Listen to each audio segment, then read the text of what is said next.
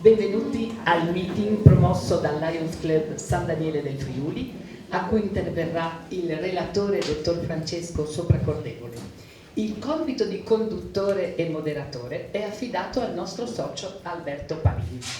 Ringrazio entrambi per la loro disponibilità e presenza.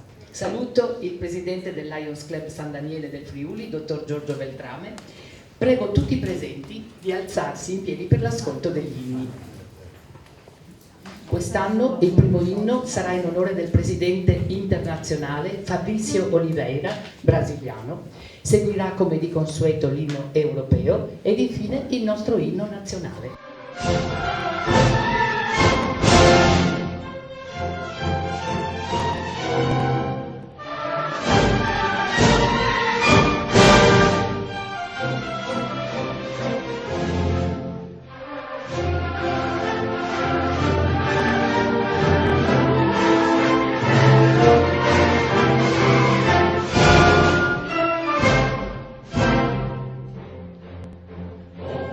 Quindi altre facce sta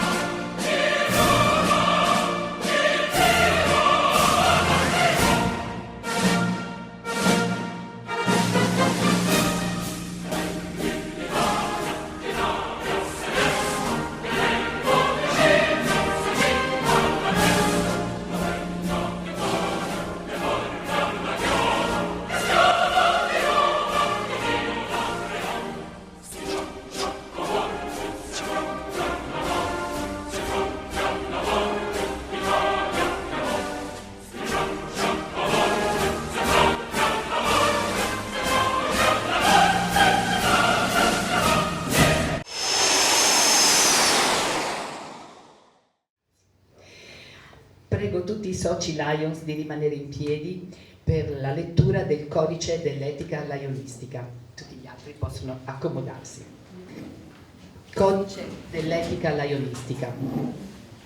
Dimostrare con l'eccellenza delle opere e la solerzia del lavoro la serietà della vocazione al servizio. Perseguire il successo, domandare le giuste retribuzioni e conseguire i giusti profitti, ma senza pregiudicare la dignità e l'onore con atti sleali ed azioni meno che corrette. Ricordare che nello svolgere la propria attività non si deve danneggiare quella degli altri, essere leali con tutti, sinceri con se stessi. Ogni dubbio circa il proprio diritto o pretesa nei confronti degli altri deve essere affrontato e risolto anche contro il proprio interesse. Considerare l'amicizia come un fine e non come un mezzo, nella convinzione che la vera amicizia non esista per i vantaggi che può offrire, che la vera amicizia non richiede nulla e che se ne devono accettare i benefici dello spirito che la anima. Sempre ricordare di adempiere ai miei obblighi di cittadino nei confronti del mio paese, del mio Stato e della mia comunità ed agire con lealtà nelle parole, negli atti e nelle azioni. Donare loro spontaneamente lavoro, tempo e denaro. Essere solidali con il prossimo, offrendo compassione ai sofferenti, aiuto ai deboli e sostegno ai bisognosi. Essere cauti nella critica e generosi nella lode, mirando a costruire e non a distruggere. Potete accomodarvi.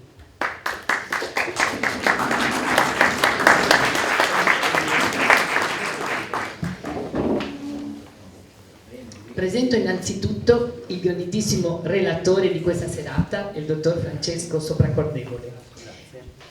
La sua conferenza dal tema Human Papillomavirus, cancro e vaccino tra mito e realtà sarà registrata e rimarrà disponibile sul canale Facebook e YouTube del Lions Club San Daniele del Friuli.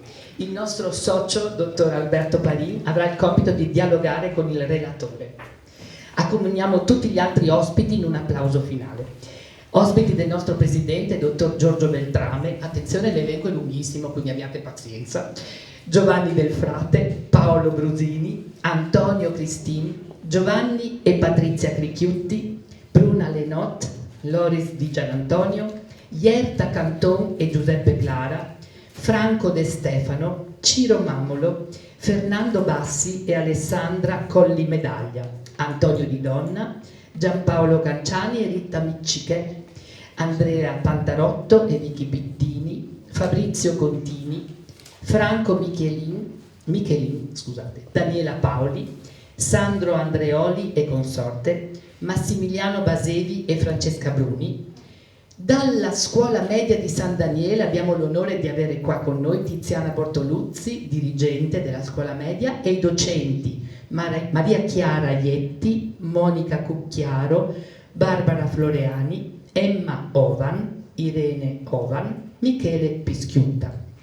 Ospiti della nostra segretaria Maria Rosa Girardi Vanin sono la signora Giannina Vizzotto, presidente del Lions Club Udine Castello, e la signora Antonia Rubino, past president del Lions Club Udine Castello. Ospiti del moderatore Alberto Parin sono il dottor Daniele Pestrin e la sua consorte, dottoressa Elisa Giacomini, e la signora Sabrina Natolino. Ospite della cerimoniera Franca Bertoli Cividino è la signora Monica Schiratti. Ospite del presidente Services Ugo Cividino è il tecnico delle riprese audio-video, il signor Elvis Riva. Ospite del consigliere Roberto Peressutti è il professor Fabio Spitaleri. Ospiti del socio Gabriele Turissini, tutta la famiglia, quindi le figlie Cecilia e Marianna, oltre alla sua consorte. Soci del Lions Club San Daniele del Friuli, oggi numerosissimi, il presidente Giorgio Beltrame con la consorte Alessandra, Franca Bertoli Cividino, Marilena Castenetto, Ugo Cividino, Mario Clara, Iginio Colussi e la consorte Susanna, Marco Contardo e la consorte Sandra, Carlo della Savia e la consorte Graziella, Livio Fantoni, Mario Federico e la consorte Alfea, Maria Rosa Girardi, Francesco Guerra, Stefano Mezzolo, Giuseppe Molinaro, Alberto Parin e la consorte Elena, Roberto Peressutti, Lilla Perissinotto Tognutti, Giulio Simeoni e la consorte Barbara, Paolo Taboga e la consorte Piera, Gabriele Dorissini, come dicevo prima, anche con la consorte Nicla. Grazie a tutti per essere qui.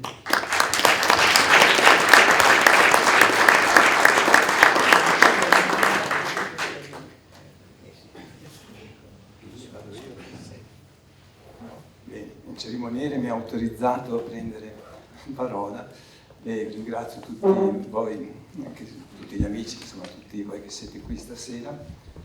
L'argomento è particolarmente interessante e intrigante. Abbiamo fatto una sessione stamattina con le scuole, che è stata divertente perché era molto più informale di questa. I ragazzi ci hanno fatto anche tante domande, insomma credo che sia stata istruttiva per loro.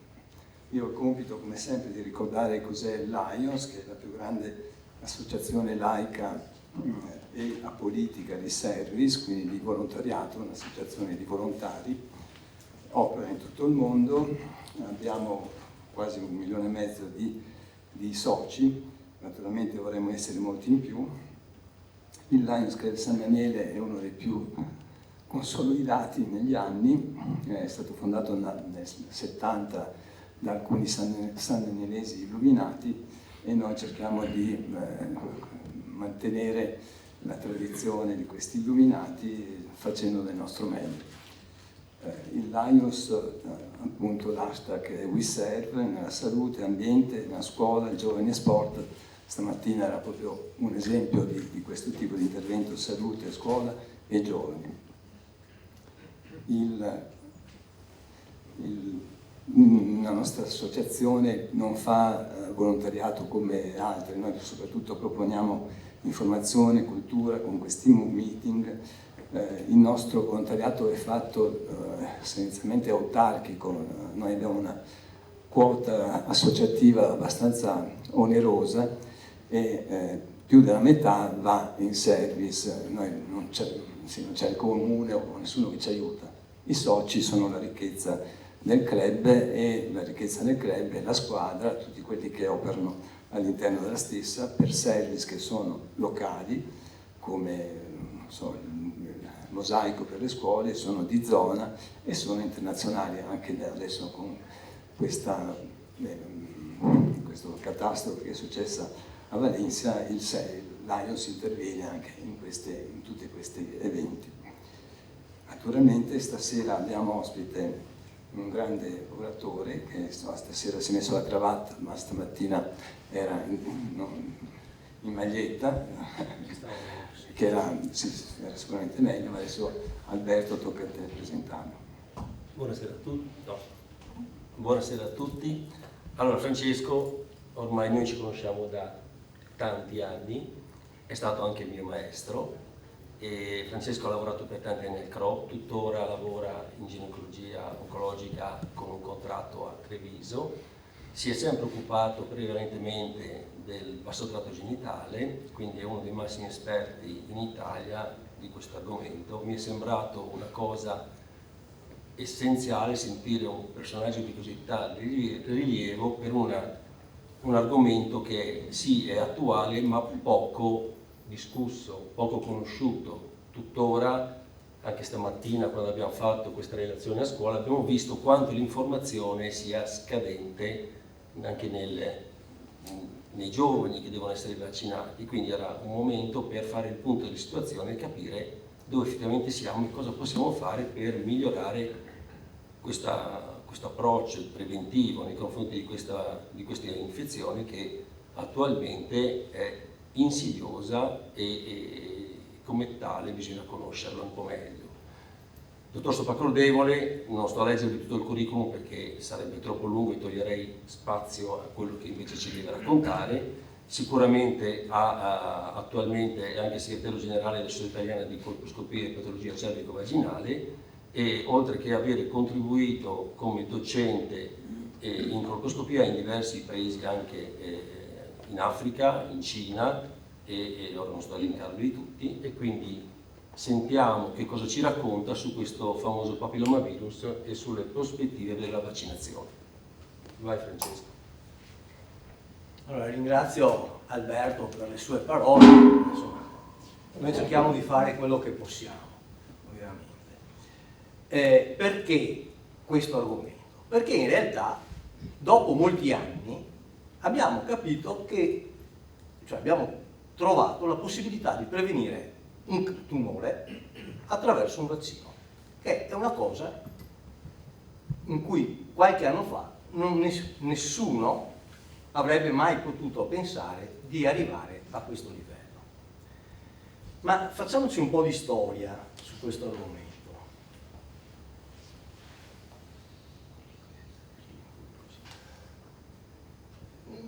Scusate un attimo. Ok. Allora, vabbè, non è venuta bene questa diapositiva, speriamo che le prossime siano meglio. Comunque, il concetto fondamentale è che a un certo punto, a metà dell'Ottocento più o meno, nel 1842, un chirurgo italiano che aveva studiato a Vienna e lavorava a Verona sotto l'impero austro-ungarico, a una delle riunioni tra gli esponenti delle diverse scienze italiani, fa un'osservazione. Osserva che i tumori del collo dell'utero sono molto rari nelle suore, nelle donne non sposate e nelle vergini. Questa è la sua prima osservazione. Questa osservazione gli fa pensare che probabilmente c'è qualcosa legato all'attività sessuale. Poi saltano fuori anche delle altre osservazioni, no? Un'altra osservazione che lui fa è che a un certo punto scopre che alcune donne che hanno sofferto della patologia e sono morte di patologia erano mogli dello stesso uomo, cioè prima una e poi l'altra. Allora dice: qui siamo convinti che molto probabilmente c'è una connessione con quanto riguarda la sessualità. Allora, vengono un po' male forse perché è cambiato, adesso lui ci tenta di fare una cosa. Intanto noi possiamo parlare lo stesso, cosa c'è? Perfetto. Un'altra cosa che viene osservata è che le donne che sono mogli di maschi circoncisi hanno meno cancro. Allora si pensa, sì, vediamo, ok, perfetto, dice, hanno meno cancro. E perché? Probabilmente perché si accumulano delle sostanze nel prepuzio e queste potrebbero creare delle alterazioni. I maschi che sono stati circoncisi non hanno questo problema. Non mettono in relazione il fatto che si tratta di popolazioni che hanno delle abitudini sessuali diverse.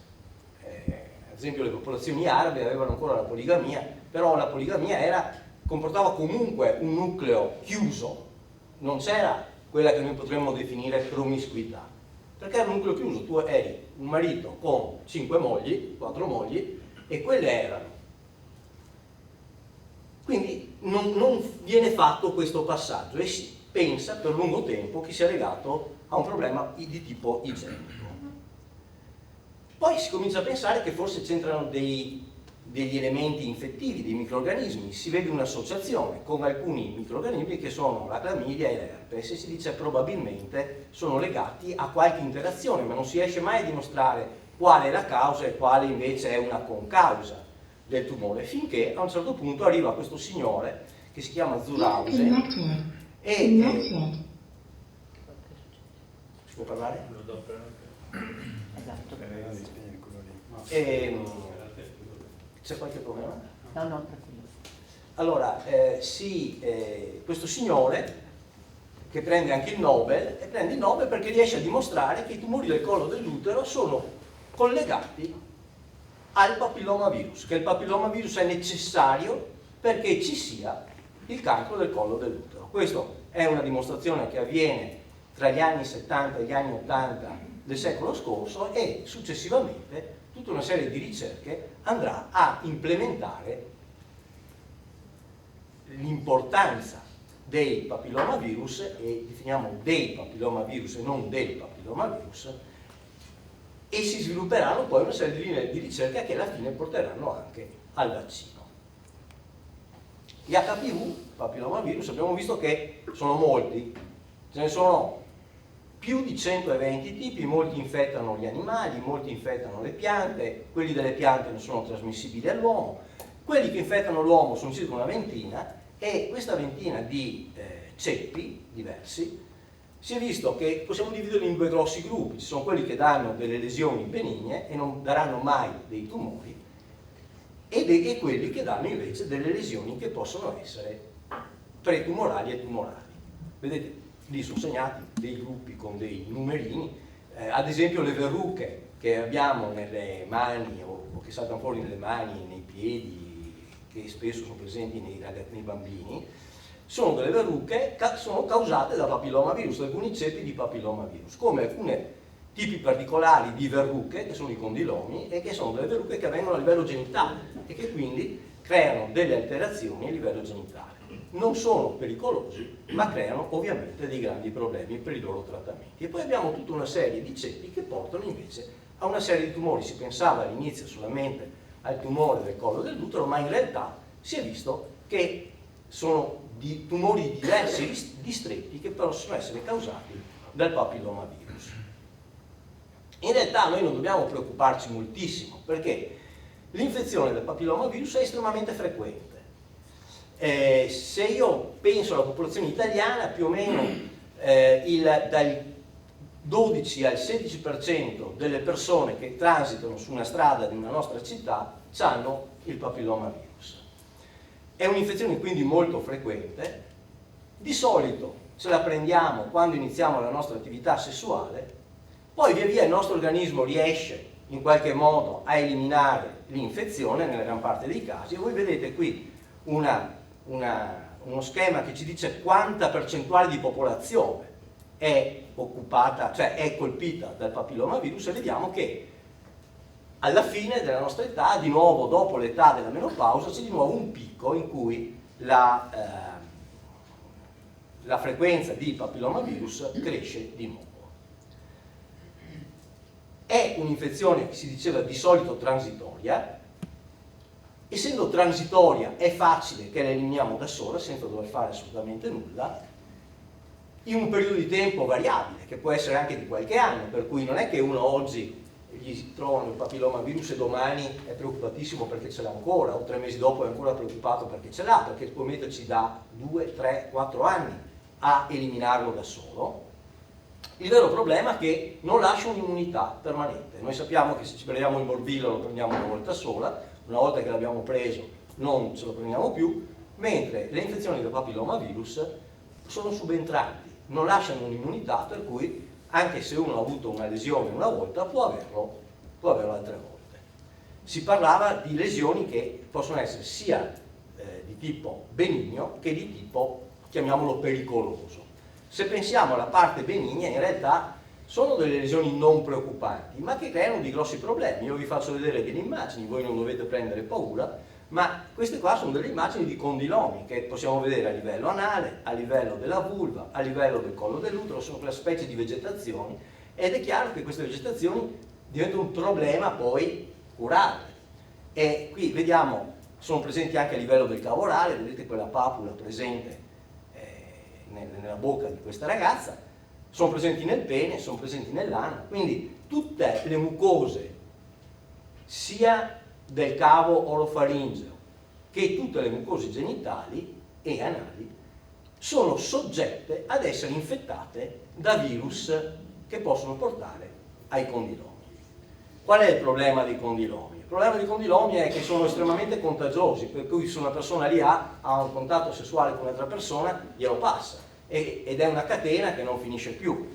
Inoltre, come sappiamo, possiamo anche immaginare, andare a trattare, magari bruciandole, queste specie di verruche a livello dei genitali è qualcosa di molto doloroso e lascia anche degli strascichi psicologici, soprattutto in persone giovani, delle alterazioni estetiche dei genitali e poi, malgrado quello che fai, tornano, perché magari ti ricontagi dopo un certo periodo di nuovo con i condilomi. Quindi anche i condilomi, pur non essendo pericolosi, sono un problema di sanità pubblica, perché la quantità di persone che vengono infettate da condilomi è molto alta.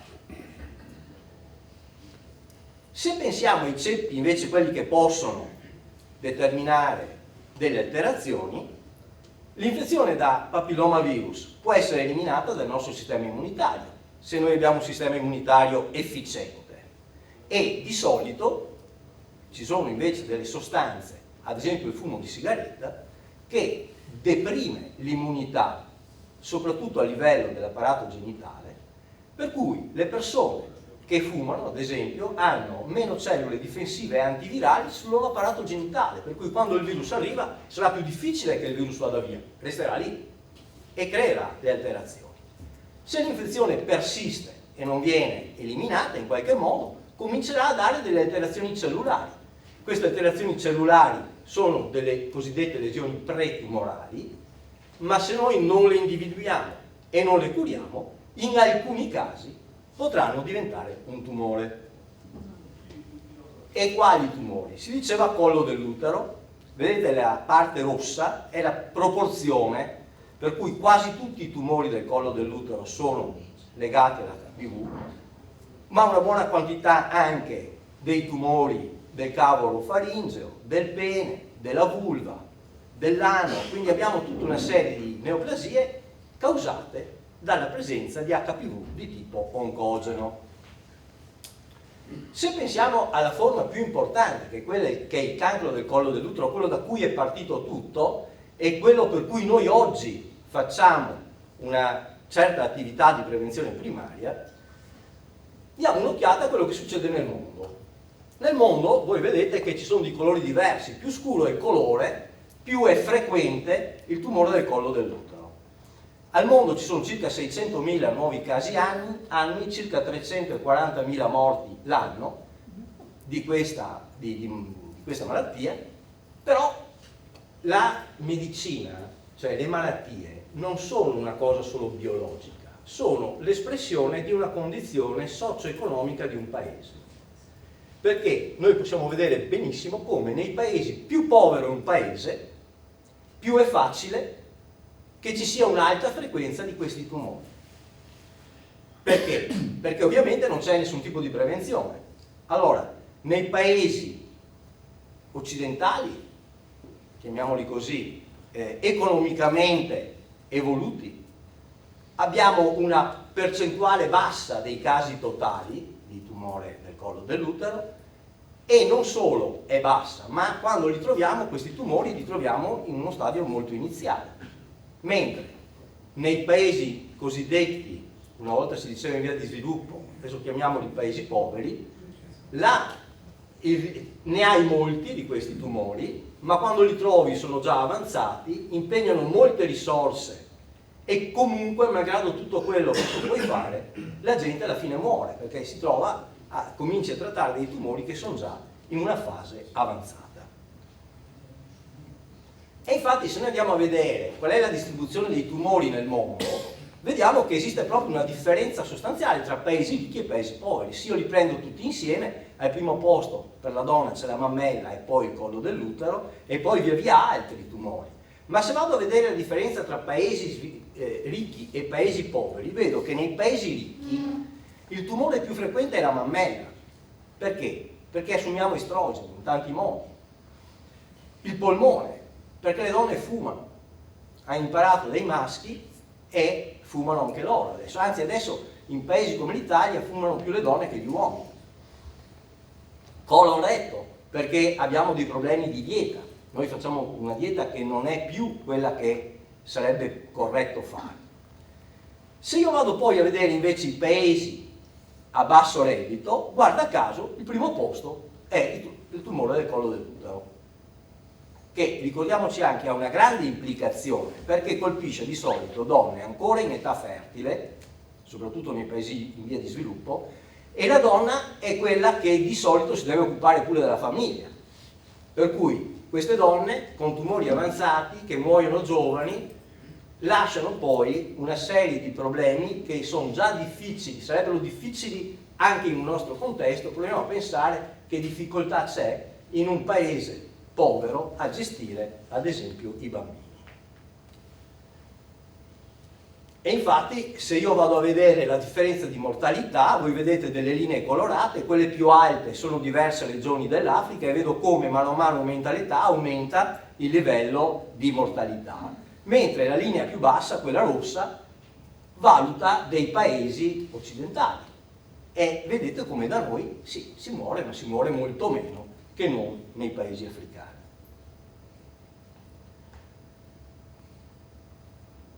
E vi dicevo, quando noi troviamo qui da noi questi tumori, di solito per fortuna, per mezzo della prevenzione, troviamo delle lesioni di solito localizzate e spesso è sufficiente togliere un pezzettino di collo dell'utero, neanche togliere tutto l'utero per guarire la persona.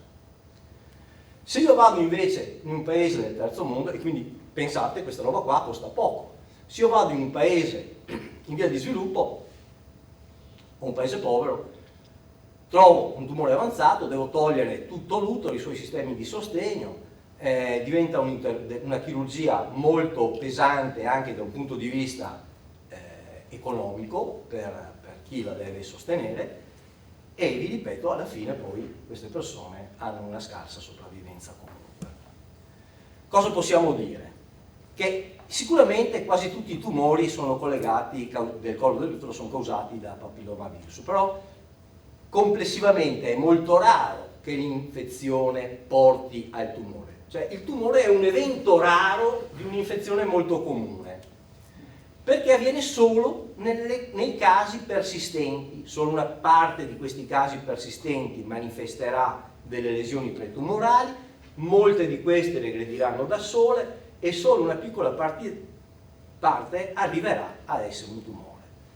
Sappiamo quindi che l'HPV è necessario, perché senza HPV non c'è il tumore, ma non è sufficiente, deve esserci anche qualcos'altro e spesso questo va a impattare i nostri stili di vita. Si faceva l'esempio del fumo o anche l'alcol. Tutto questo processo impiega tanto tempo. Qui vedete l'immagine di un collo dell'utero. Okay? Il tumore si sviluppa di solito vicino a dove parte quella freccia.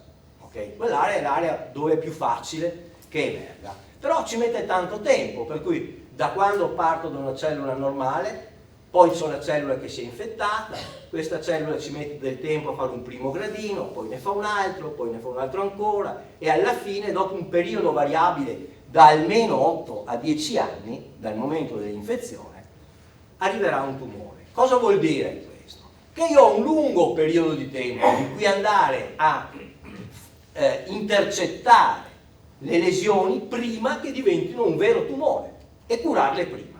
E questo è quello che è sempre stato fatto, ad esempio, nelle donne facendo il pap test. Tu col pap test vai a trovare delle alterazioni cellulari che vadano a rispondere, che vadano a individuare, diciamo, quelle lesioni prima che diventino un tumore. Le trovi, le curi e riporti la persona a uno stato di base invece che in alto nella scala.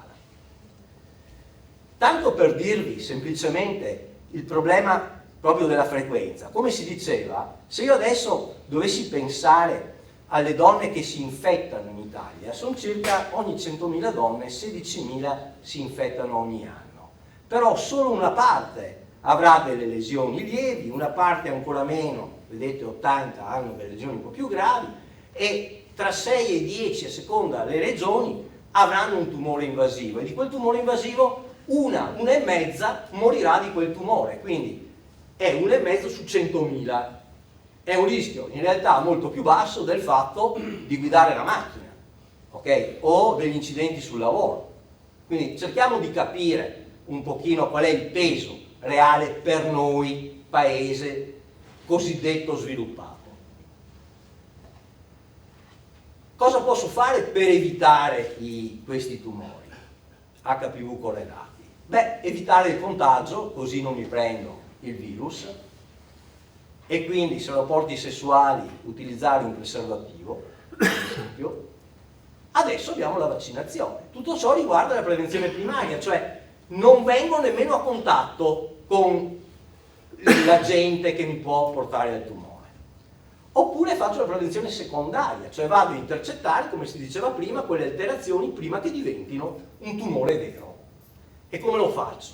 Per il collo dell'utero posso farlo attraverso i test proposti dai programmi di screening, ricerca del papillomavirus e pap test.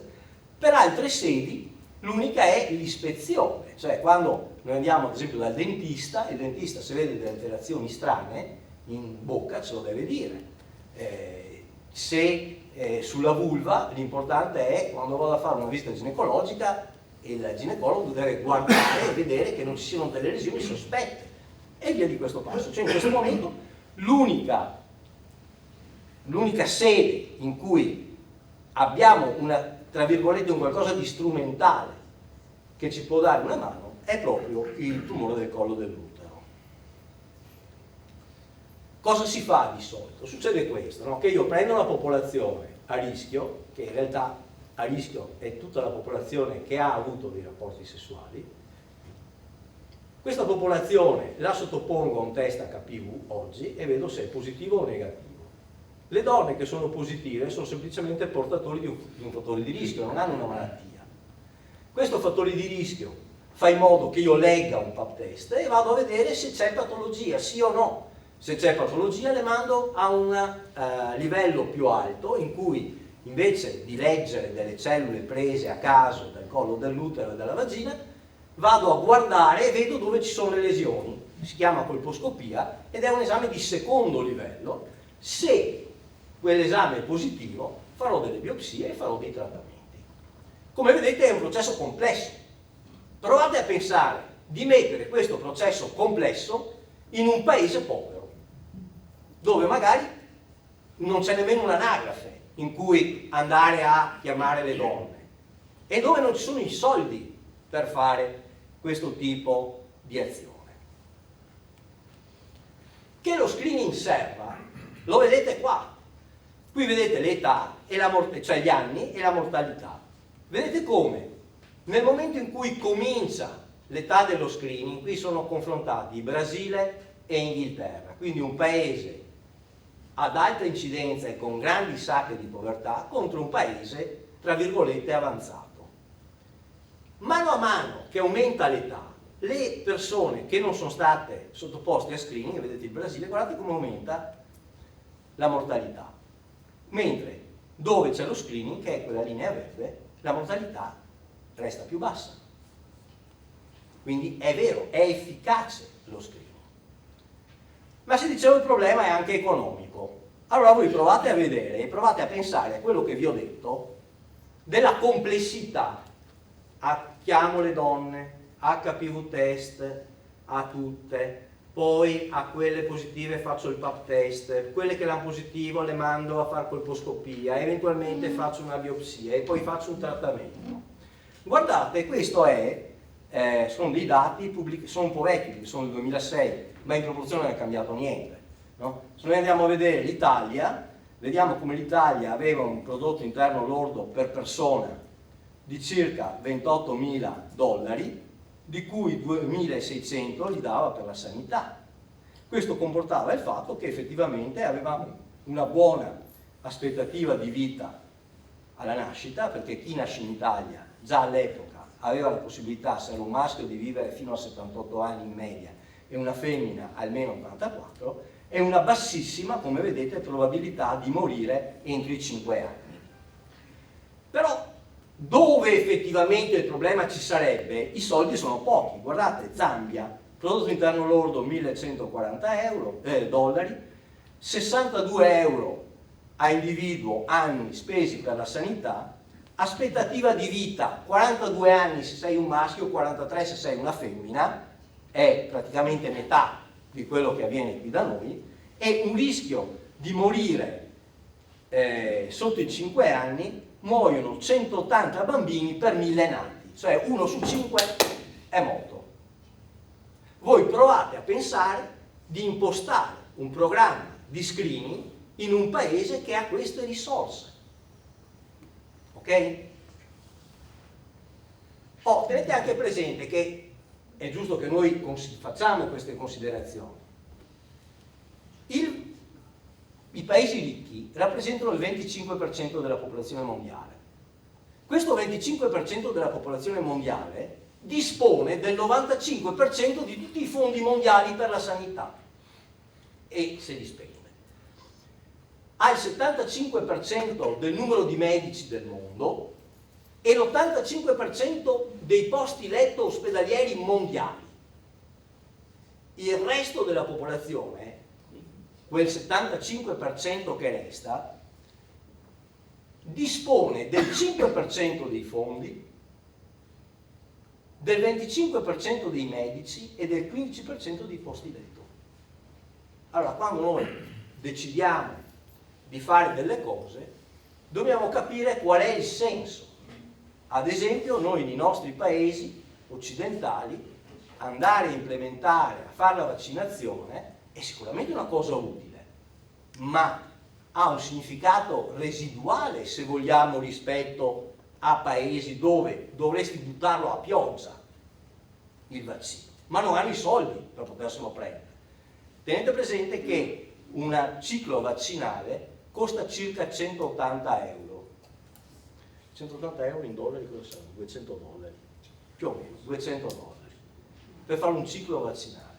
Come puoi pensare di proporlo anche a 10 volte di meno a un paese che può stanziarne 100 all'anno per tutta la sanità a persona?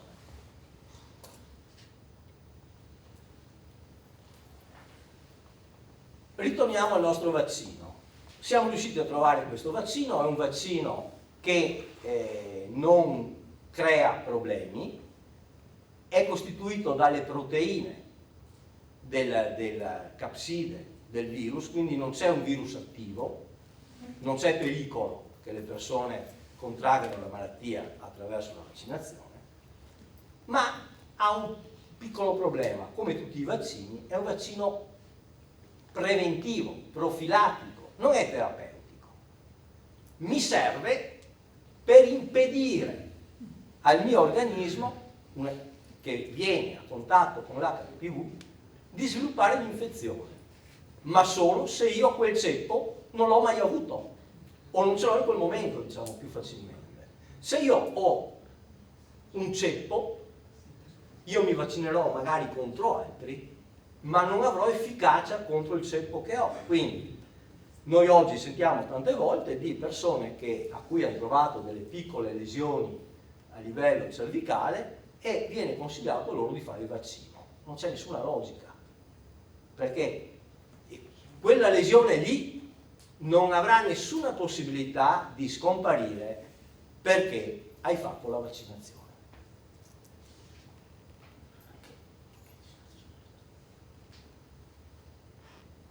E perché abbiamo deciso di vaccinare i ragazzini?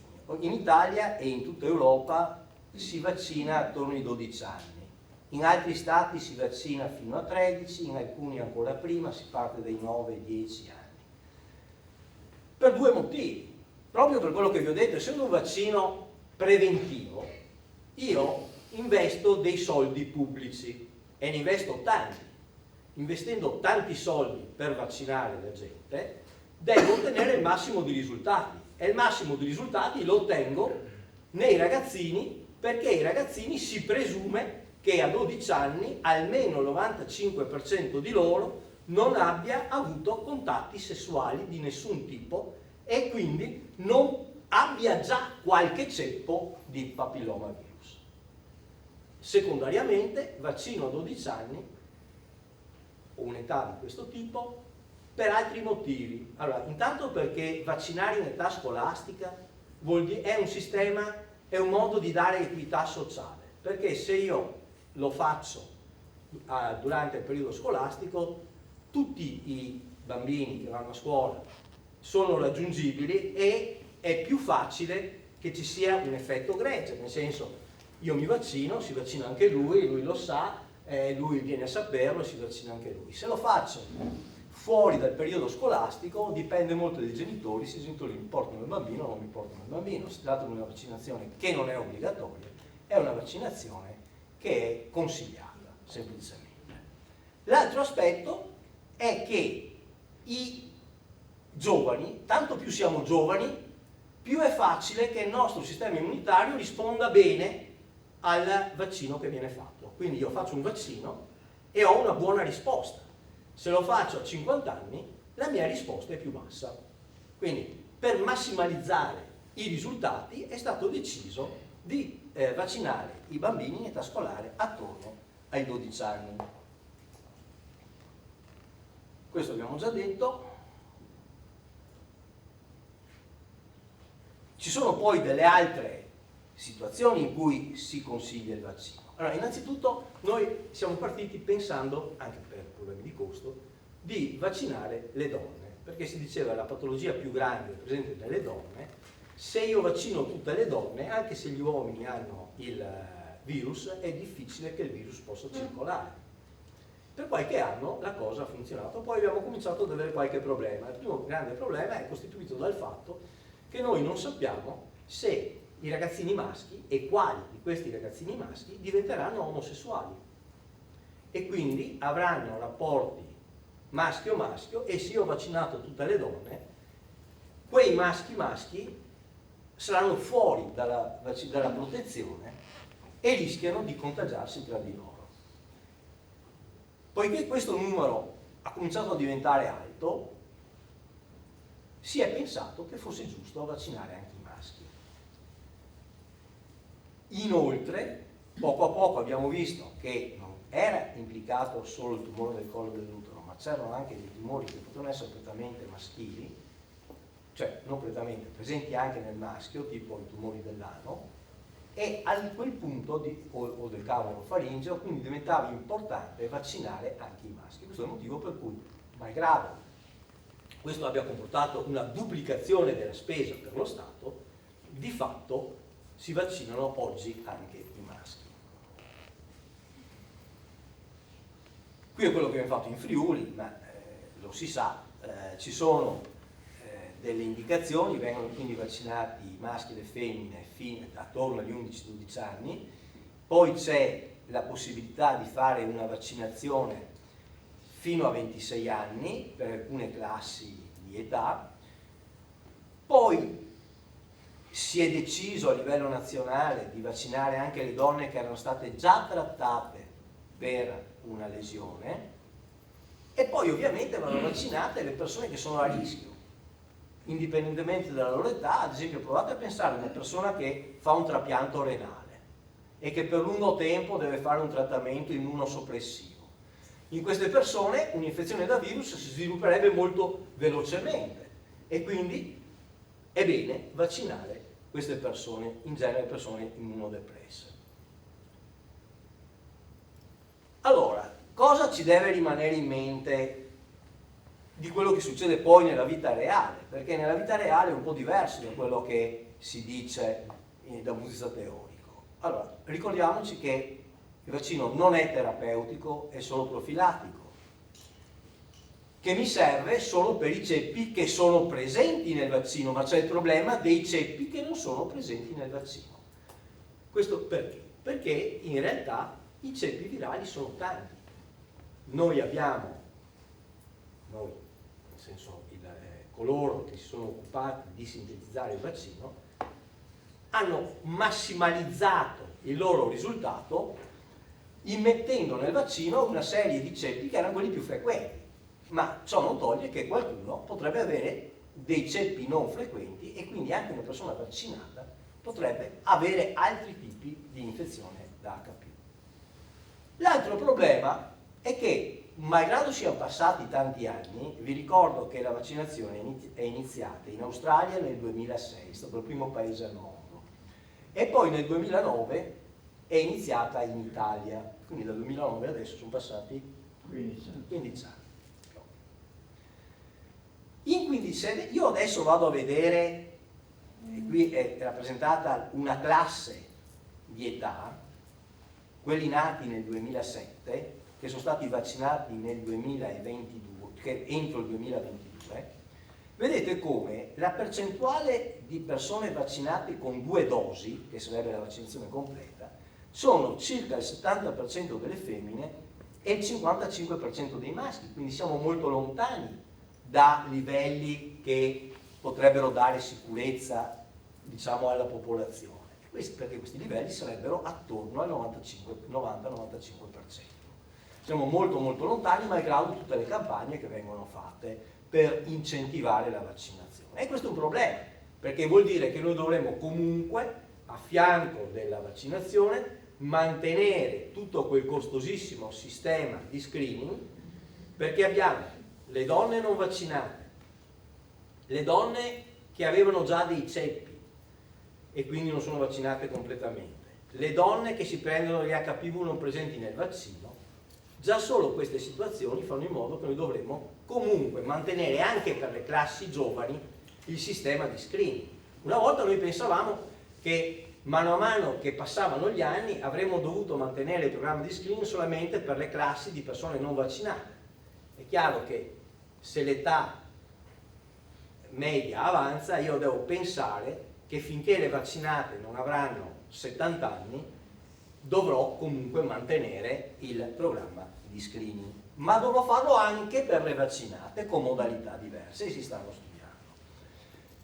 Allora, cosa c'è nel vaccino? Nel vaccino abbiamo deciso di mettere il ceppo 6 e 11, che sono quello dei condilomi, che non sono oncologici, non sono oncogeni questi ceppi, però avete visto che possono creare delle alterazioni molto importanti e già che facevamo il vaccino abbiamo deciso di metterci dentro anche questi.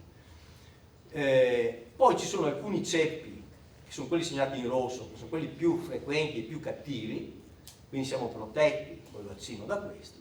Poi ci sono quelli in giallo, che sono un altro gruppo, sempre di virus ad alto rischio, abbastanza frequenti. E poi ci sono tutti quelli lì segnati in verde, e ce ne sono degli altri che ancora non conosciamo, perché nel tempo via via ne troviamo degli altri, e questi ceppi sono ceppi molto rari, ma non sono presenti nel vaccino, quindi se ci contagiamo con questi rischiamo comunque, anche se vaccinati, di avere dei problemi. Questo è il motivo per cui una persona che si vaccina, e soprattutto i ragazzini e le ragazzine quando si vaccinano, noi dobbiamo insistere sul fatto che non sono protetti da tutto, ok? Ma sono protetti solo da una parte consistente. Io di solito faccio l'esempio, dico sempre, se io giro a 200 all'ora rischio tanto un incidente stradale, se vado a 50 e sto molto attento, il mio rischio non è zero, perché comunque c'è uno che può venirmi addosso.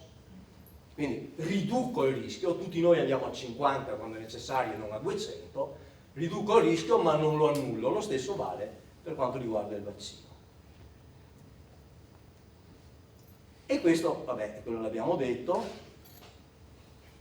Teniamo presente anche una cosa, che noi adesso, per vedere che effettivamente la mortalità calerà perché facciamo il vaccino, dovremo aspettare molti anni, alcuni decenni, perché le ragazze vaccinate adesso hanno 28 anni, le prime che sono state vaccinate, sono in un'età in cui i tumori genitali, per fortuna, sono ancora estremamente rari. Dovremo aspettare che queste classi di età arrivino a 50-60 anni per vedere effettivamente un reale calo di mortalità. Si diceva che è importante l'informazione, abbiamo parlato anche oggi quando eravamo nella scuola media. Questo è uno studio che abbiamo fatto a Pordenone su 1150 ragazzi del quinto anno delle superiori. Hanno in modo improvviso, senza nessuna preparazione, a questi ragazzi è stato presentato un questionario in cui dovevano dire alcune cose sul papillomavirus, sulla vaccinazione, sul cancro e su queste cose. In realtà le ragazze erano già state vaccinate e quindi si presupponeva che un minimo di informazione dovesse esserci. Molti giovani fanno confusione, sono vaccinati contro il papillomavirus HPV e pensano di essere vaccinati anche contro l'HIV, che è quello dell'AIDS. Allora, abbiamo proprio anche valutato come le persone che non erano state vaccinate erano più prudenti. le persone che erano state vaccinate, una quota di queste non era più prudente. Quindi dobbiamo dare delle informazioni corrette ai ragazzini che vacciniamo. E ricordiamoci sempre che il vero nostro obiettivo non è quello di vaccinare 3 bambini di più qua, in cui comunque se avranno delle lesioni pretumorali col programma di screening le troverò, ma è andare lì, perché se io non riesco a portare in Africa, in Asia e in Sud America il vaccino a un costo accessibile a quegli stati, a quei governi, quello che noi facciamo ha uno scarsissimo impatto sulla mortalità globale da cancro. Allora cosa dobbiamo fare? Dobbiamo riuscire a fare in modo che il vaccino arrivi in questi paesi e dobbiamo fare di tutto per portare conoscenza in questi paesi, andare lì, fare corsi, portare strumentazione essenziale, ovviamente, niente sfronzoli, ma in modo che loro possano gestirsi con basso costo e cominciare a trovare anche loro i tumori piccoli, che è l'unico modo perché sia sostenibile dai loro sistemi la cura dei tumori. Vi ringrazio per l'attenzione.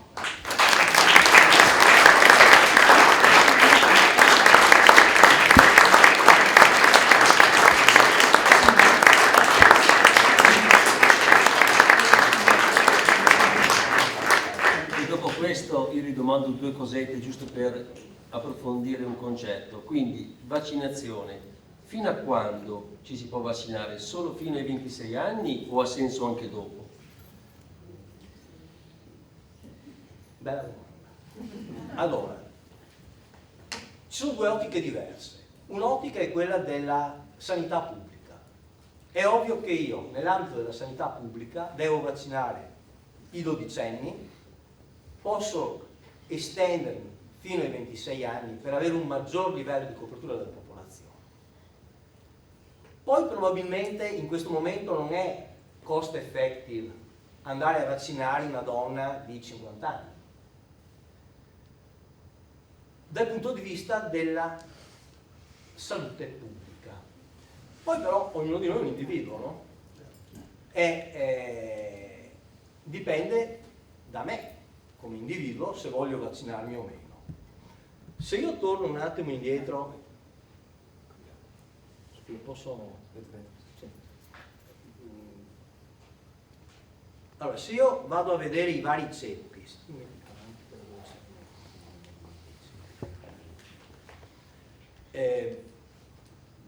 nella mia vita io posso aver incontrato una serie di persone che mi hanno passato dei ceppi virali. Alcuni li avrò eliminati, in quel momento magari ne avrò degli altri. Allora è chiaro che se io mi vaccino e mi vaccino per i celesti, i rossi e i gialli, non per i verdi, ok? Se io magari quel 16 e quel 18 li avevo già, il mio vantaggio è un vantaggio più scarso perché mi vaccino solo contro gli altri in realtà. Io lo faccio pensando a tutti, ma se 2 o 3 di quei ceppi li ho già, non ho nessun beneficio a vaccinarmi verso quei ceppi. Però se io sono una persona di 50 anni e ho un'attività sessuale per cui corro il rischio di incontrare degli altri ceppi, e perché non vaccinarmi? So che investo una cifra che, mentre se quella cifra la investivo quando avevo 12 anni, teoricamente, il mio risultato era il 100%, sarà un po' meno perché la mia attività, la mia capacità immunitaria è più scarsa a 50 anni, sarà meno ancora in funzione della quantità di ceppi virali che mi sono già preso nella mia vita precedente, ma è una scelta individuale. E ognuno di noi sceglie quello che vuol fare e come vuol proteggersi. E senti un po', ma abbiamo parlato di screening, sappiamo che lo screening ci riduce il rischio, sappiamo che la mortalità è ridotta in termini importanti rispetto a dove non si fanno programmi di screening, ma rispetto a una buona pratica clinica, basta lo screening o io devo fare qualcosa di più nel nostro contesto? Allora, intanto mettiamoci d'accordo su cos'è lo screening. Lo screening è quello che un paese può fare con le sue capacità tecniche, con le sue conoscenze, con le sue capacità, possibilità logistiche e con la sua economia.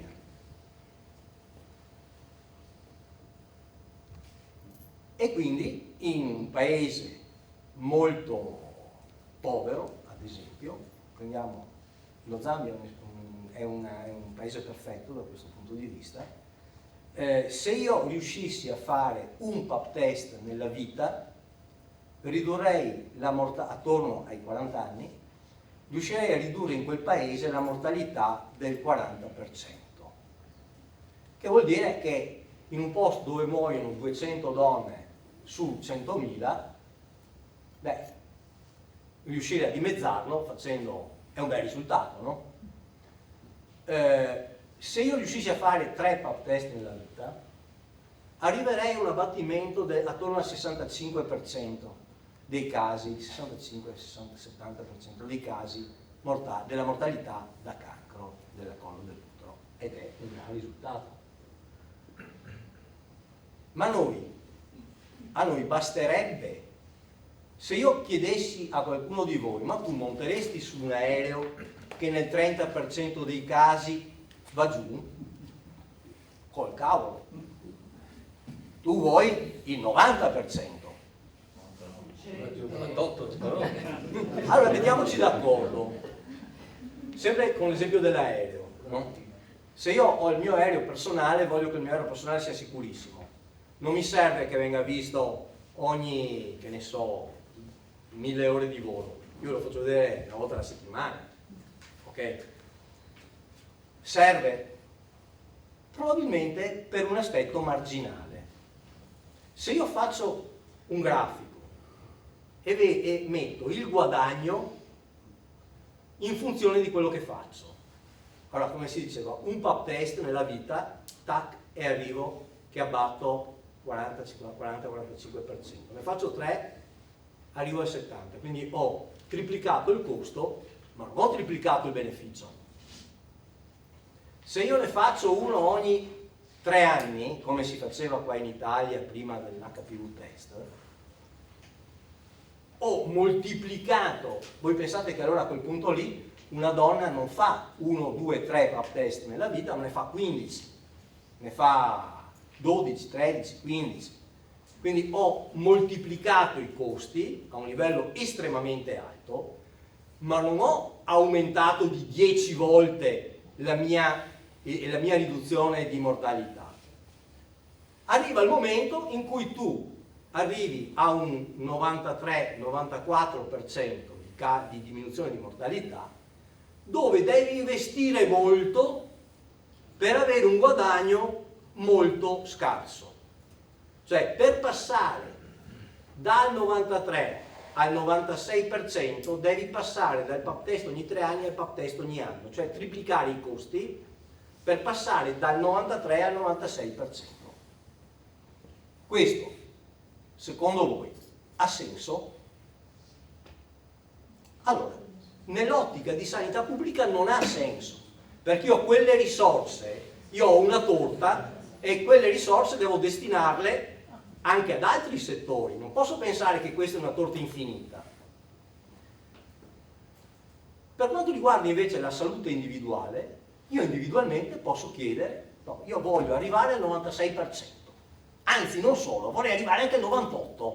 Mi spiegate come devo fare ad arrivare al 98%? E ci arrivo per conto mio. Posso arrivare al 99%? Probabilmente no. Probabilmente no. Cosa deve fare la medicina? Deve dirvi cosa è buona pratica clinica e cosa no. Ti faccio un esempio. Se uno mi dice, io per avere ancora più sicurezza mi faccio una TAC al mese, no, non c'entra. Il tuo rapporto costo-beneficio non è solo economico, ti prendi un sacco di radiazioni per niente. Rischi di vedere un sacco di cose che non sai interpretare, che sono normalissime, ma se fai tanti esami rischi di andare a vedere qualcosa che si sistemava da solo e rischi di dover subire interventi, biopsie, ulteriori accertamenti per niente.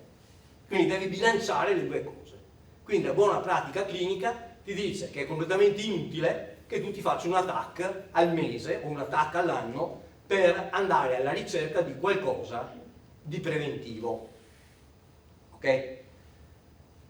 La buona pratica clinica ti può dire che alcune cose forse le puoi fare. Oggi, come si diceva, noi selezioniamo. Allora, vi faccio un po' di storia se abbiamo 2 minuti. Una volta si faceva il pap test, c'era il citologo che leggeva il pap test. Quel citologo doveva essere ben formato e affidabile, perché se non era affidabile quello che lui leggeva magari una roba sbagliata e inficiava tutto il processo. Succede negli anni che i citologi sono sempre meno. In Italia non esiste neanche più la scuola di citologia. I citologi che abbiamo oggi sono i vecchi citologi di una volta e dei tecnici di laboratorio che fanno un corso di 3 mesi. Questo vuol dire che l'affidabilità di lettura del pap test è diminuita. Allora tu fai un'altra cosa, siccome la gran parte dei tumori viene attraverso l'HPV, alle donne faccio un test HPV e distingo quelle che sono HPV negative per i ceppi oncogeni e le rivedo dopo 5 anni. Quelle che invece sono positive, che sono una percentuale della popolazione, in quella percentuale vado a leggere il pap test, quindi avrò bisogno di meno citologi, perché non vedo più i pap test di tutta la popolazione femminile, ma vedo i pap test di un settore e quindi posso cercare di essere più accurato in quello. Dove casca l'asino? Nel fatto che noi sappiamo che alcuni tipi di tumori del collo dell'utero non sono collegati all'HPV e in futuro questa quota potrebbe aumentare proprio perché andiamo a diminuire la quota HPV correlata e la natura in qualche modo te frega sempre perché è lei la padrona, non sei tu. Quindi o saltano fuori altri ceppi, aspetto, ma comunque quelli in qualche modo potresti trovarli, oppure si svilupperanno una parte di tumori anche del collo dell'utero che non sono correlati all'HPV, noi cominciamo a vederli. Allora è chiaro che se io faccio e propongo in termini di sanità pubblica il test HPV come test di primo livello, faccio benissimo. A livello individuale, a una persona, io voglio sapere se c'è l'HPV, che è un fattore di rischio, ma voglio sapere e voglio indagare anche con una citologia per andare a cercare quelle lesioni che non sono correlate al papillomavirus. Però questa è una buona pratica clinica che te lo dice. Per dirti, noi facciamo così. Come ti dicevo, l'HPV test in 5 anni, dopo i 30 anni, prima dei 30 anni viene fatto il pap test. Negli Stati Uniti è proposto, sono diverse linee, ma puoi scegliere diverse cose, tra le cose da scegliere, se tu hai money da spendere, ti fanno il co-testing, cioè ti faccio tutti e due, ogni 3 anni. Quindi è un problema di costi. Poi però devi gestire i risultati di test molto frequenti, perché poi trovi un sacco di gente che ha il papillomavirus e non c'è nient'altro e tu devi gestire quella gente che ha il papillomavirus, devi spiegargli che non è che sono degli ammalati, che non sono degli appestati, che non rischiano di morire dopodomani, che molto probabilmente tutto ciò che hanno se ne andrà via da solo. Cioè non è facile da gestire, deve essere tutta una preparazione da parte del personale che gestisce queste cose. Francesco, direi che abbiamo detto tutto. Non So so se se ci sono qualcuno domande, noi qualcuno ha siamo qualche qui. dubbio. Una curiosità, cosa costa un virus, un vaccino? Allora, dicevo, il vaccino Poi devi vedere se... il vaccino di solito è così. Allora, fai 2 dosi nelle ragazzine a 12 anni. Sopra i 15 anni devi fare 3 dosi. Ti viene costava, adesso costa meno, ma costava circa, allora, alla struttura sanitaria, se tu lo fai attraverso la struttura sanitaria, costa circa 180 euro 2 dosi. Se lo fai tu e ti vai in farmacia a comprare la tua dose, ti viene a costare dai 140 ai 180 euro a dose. Quindi devi investire 500 euro, più o meno, alla tua età. Visto che presumo che tu 12 non ne hai più e non ne hai neanche meno di 15. Sono fuori statistiche.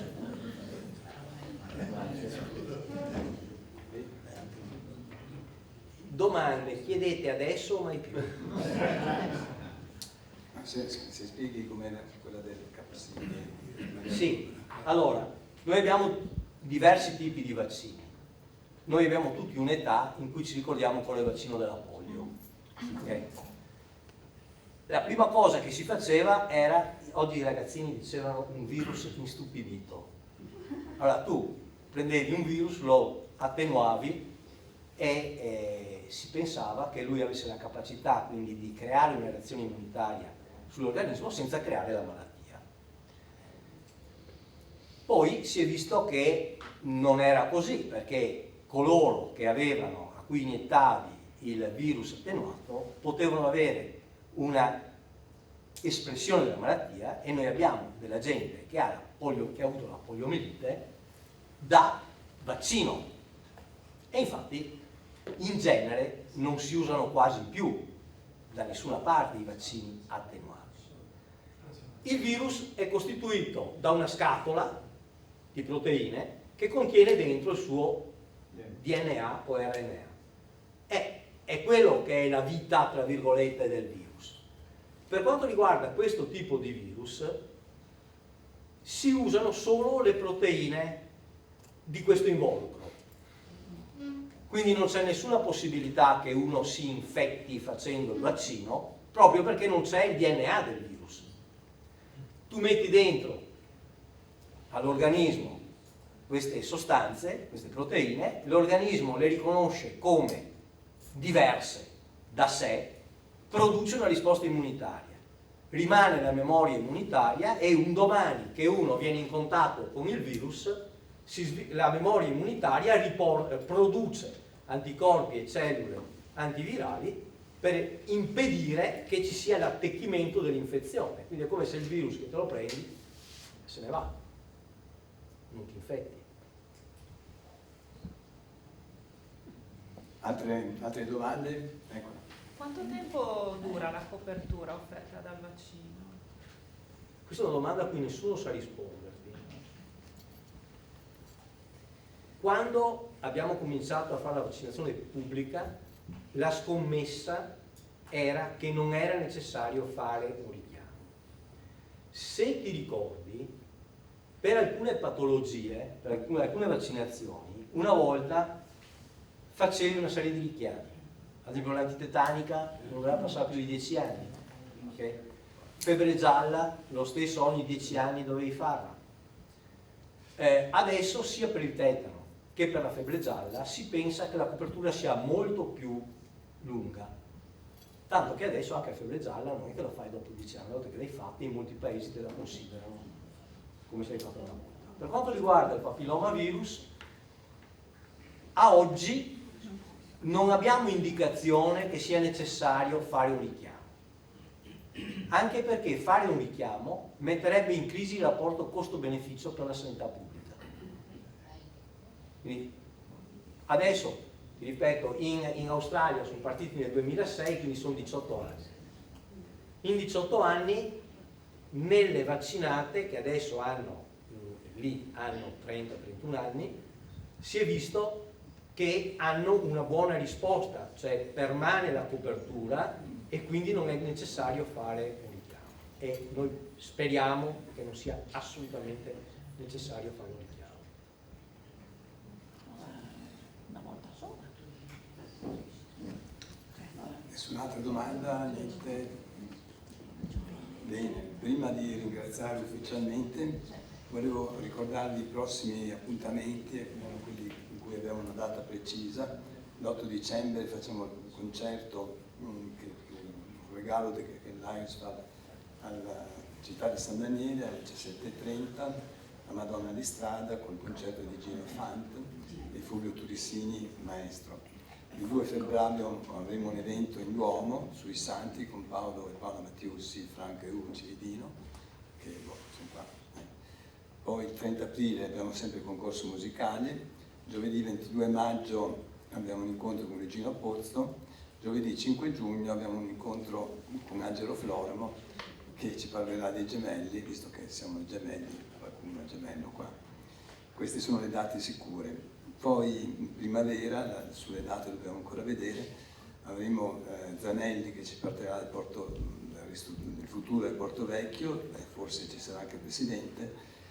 L'11 aprile, anche questa è una data già pronta, sui linguaggi non parlati, e abbiamo un incontro sullo sport, ci tenevo molto a farlo, questo sullo sport, sul significato di fare sport, sul significato di lottare, di fare fino alla fine, di non mollare mai, ed è un'occasione per crescere. Vediamo cosa riusciamo, perché Sanchez c'è nelle locandine ma non potrà esserci. Vediamo se riesco a avere Guglielmo Vicario, che è figlio di un mio compagno dello Stellini ed è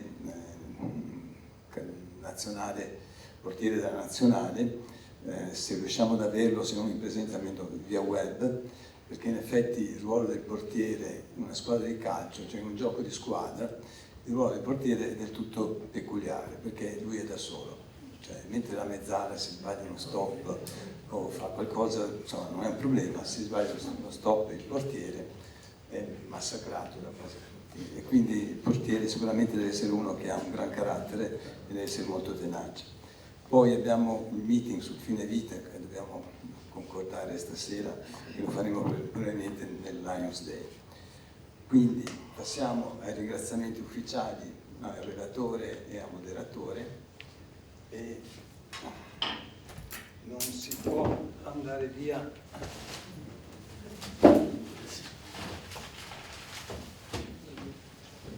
da San Daniele senza un quadro.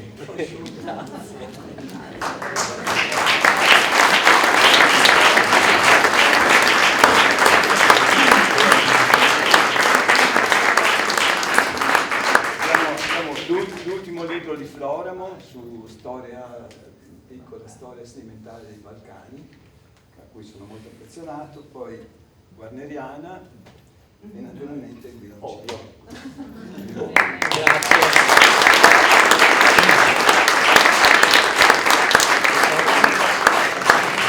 Adesso suona la campana, quando si suona la campana ufficialmente è finito e si deve andare via.